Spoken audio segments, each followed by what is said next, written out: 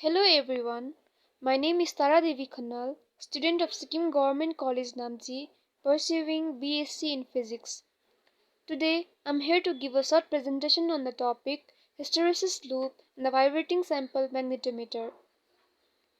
Before moving forward with the presentation, first of all, I would like to offer my sincere thanks to Department of Physics for giving such a wonderful opportunity to represent ourselves. So, without any further delay, I would like to take over my presentation.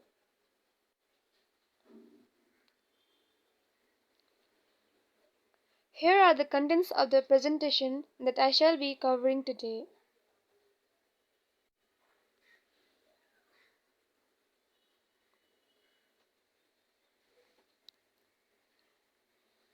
First of all, let us know what is meant by hysteresis loop and vibrating sample magnetometer.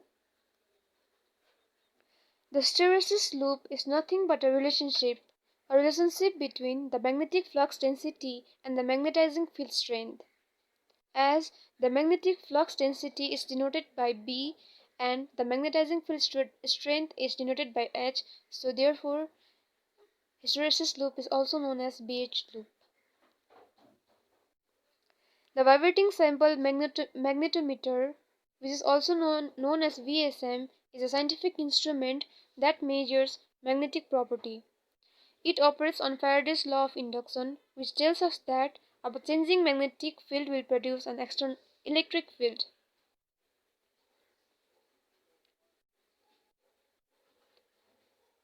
Now, let us briefly discuss about the vibrating sample magnetometer. As we have already discussed that a vibrating sample magnetometer is a scientific instrument that measures magnetization of the material. It works on the principle of Faraday's law of induction. It was invented by Simon Forner in 1955. VSM involves vibration of a magnetic material within a uniform magnetic field H, generating an electric current properly placed sensing coils.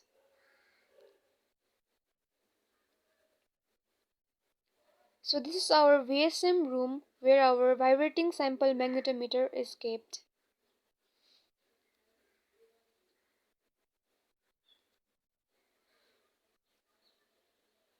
Now let's see the parts of VSM. The VSM consists of 10 parts. They are water-cooled electromagnet and power supply, vibration exciter and sample holder, sensor coils, Hall probe, amplifier, control chassis, lock-in amplifier, and computer interface. So this figure represents the VSM magnetic setup.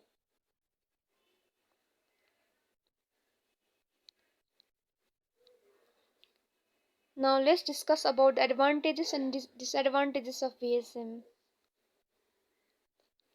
The precision and accuracy of VSMs are quite high even among other magnetometers and can be on order of 6 to the power minus 6 EMU. VSM further allow for the sample to be tested at varying angles with respect to its magnetization, letting researchers minimize the effects of external influences.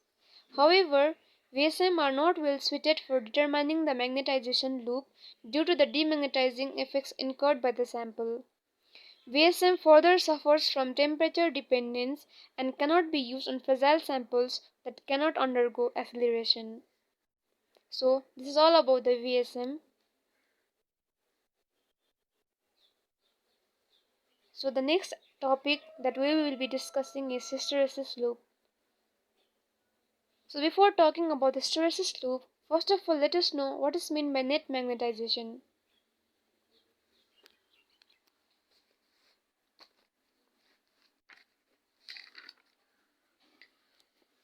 Net magnetization is the summation of all the magnetic moments of the individual hydrogen nuclei. When the external magnetic field is absent, the individual magnetic moments are randomly oriented, and since they are in opposition, the net magnetization is considered to be zero. Let's see the types of magnetism. As we already know that There are three types of magnetic materials: ferromagnetic materials, paramagnetic materials, and diamagnetic materials that we discuss most of the time. So, let's see what are they. Ferromagnetic materials are strongly attracted to both poles of magnet. म्याग्नेटको दुईटै पोलमा strongly attract हुने मटेरियललाई चाहिँ ferromagnetic material भन्दो रहेछ.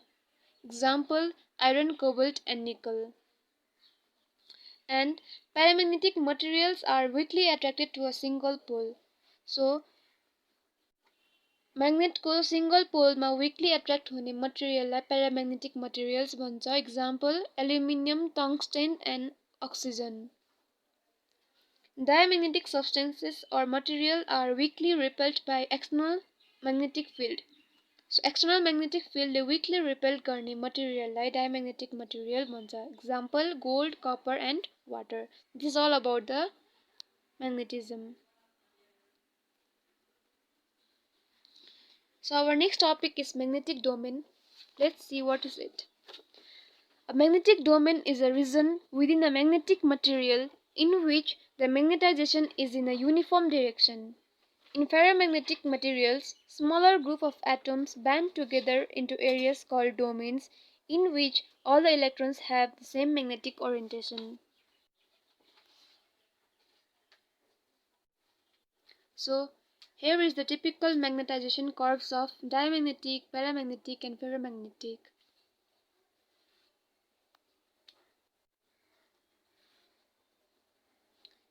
Now, let's see what is hysteresis loop.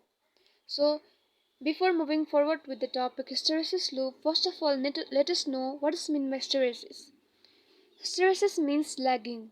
Hysteresis is characterized as lag of magnetic flux density behind the magnetic field strength. It is often referred to as the BH loop. From it, we can determine a number of magnetic properties about a material.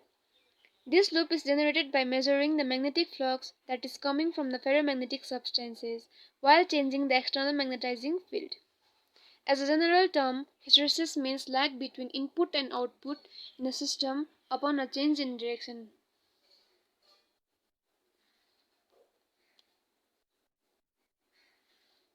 There are two types of hysteresis: rate-dependent hysteresis and rate-independent hysteresis. In rate-dependent hysteresis, there is lag between input and output, and rate-independent hysteresis is found in systems tends to have a persistent memory of the past that still remains even after the transients have disappeared. So here is the hysteresis loop of ferromagnetic material.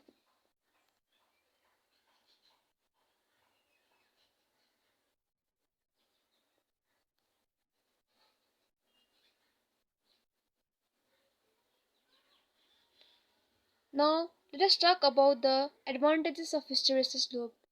A smaller region of the hysteresis loop is indicative of less loss of hysteresis. Hysteresis loop provides the substances with the importance of retentivity and coercivity. So what is meant by retentivity and coercivity banda? Retentivity is the amount of magnetization present when the external magnetizing field is removed, and coercivity is the amount of reverse external magnetization field required to completely demagnetize the substances. Therefore, the way to select the right material to make a permanent magnet is made simpler by the heart of machines. Residual magnetism can be calculated from the BH graph, and it is simple to choose material from electromagnets.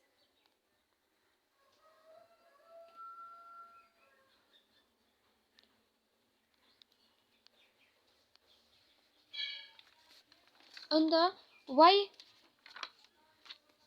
ferromagnetic material exhibits hysteresis phenomena of hysteresis भन्दाखेरि चाहिँ is due to the rotation of magnetization, change in size or number of magnetic domain.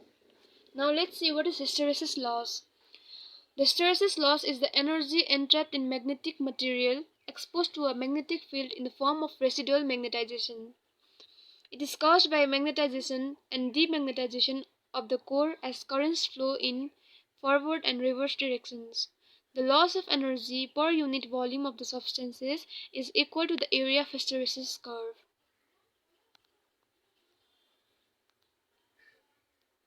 So here are some of the applications of hysteresis. First of all, it is used to retain a memory. For example, hard disks, magnetic tape, and credit cards.